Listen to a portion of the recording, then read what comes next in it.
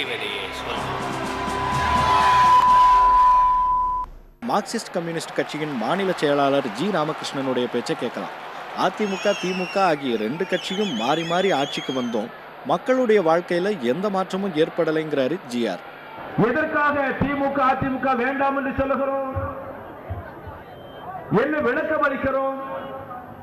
நான் உங்களுக்கு விளக்க வரும்போதெல்லாம் 1967ஆம் ஆண்டு ஒரு மகத்தான ஆட்சி மாற்றம் ஏற்பட்டு திராவிட முன்னேற்ற கழகம் தலைமையில் அண்ணா அவர்கள் முதலமைச்சராக பொறுப்பேற்றார். 69ஆம் ஆண்டு அண்ணா அவர்கள் மறைவுக்கு பிறகு திராவிட முன்னேற்ற கழகத்திற்கு கலைஞர் கருணாநிதி பொறுப்பேற்றார். 5 முறை முதலமைச்சராக இருந்தார். அண்ணா திராவிட முன்னேற்ற கழகம் உருவான பிறகு அடுத்தடுத்து அம்மையார் ஜெயலலிதா பொறுப்பேற்று 3வது முறையாக முதலமைச்சராக பணியாற்றி வருகிறார். நான் உங்களை கேட்டுக்கொள்ள விரும்புவதெல்லாம் கடந்த ஒரு 47-50 ஆண்டு காலமாக ஒரு 10 தேர்தலை சந்தித்திருக்கிறோம்.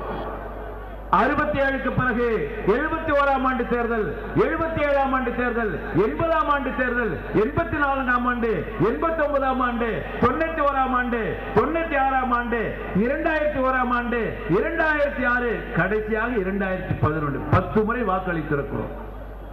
நான் உங்களை கேட்டுக்கொள்ள விரும்புவதெல்லாம் ஆள் மாற்றம் ஏற்பட்டிருக்கிறது. கலைஞர் கருணாநிதி மாறி அம்மைய ஜெயலலிதா வந்திருக்கிறார், அம்மைய ஜெயலலிதா மாறி கருணாநிதி வந்திருக்கிறார். மாறி மாறி ஆட்சிகளை பார்த்திருக்கிறோம், வாக்களித்திருக்கிறோம். ஆனால் விவசாயிகள் பிரச்சனை தீரவில்லை. படித்து முடித்த வேலையில்லாத வாலிபர்களுக்கு வேலை கிடைக்கவில்லை. விலைவாசியை குறைக்க முடியவில்லை. சட்டம் ஒழுங்கு ஆட்சிக்கு வந்தவர்கள் சரியாக பராமரிக்கவில்லை. ஆட்சிக்கு வந்தவர்கள் மக்களுடைய வாக்குகளை பெற்று மக்களை மறந்து தங்களை வளப்படுத்திக் கொண்டார்கள்.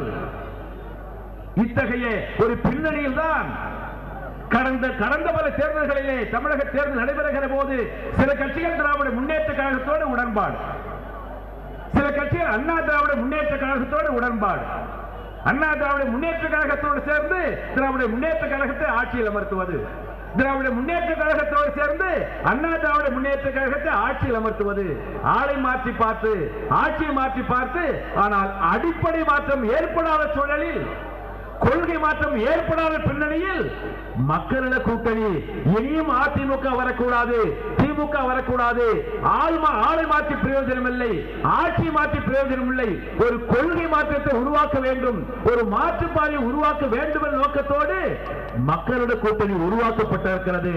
தமிழக அரசியல் வரலாற்றில் மக்களிட கூட்டணி ஒரு புதிய சகாப்தத்தை, புதிய அத்தியாயத்தை உருவாக்க என்பதை நான் இங்கே சுட்டிக்காட்ட கடமைப்பட்டிருக்கிறேன்.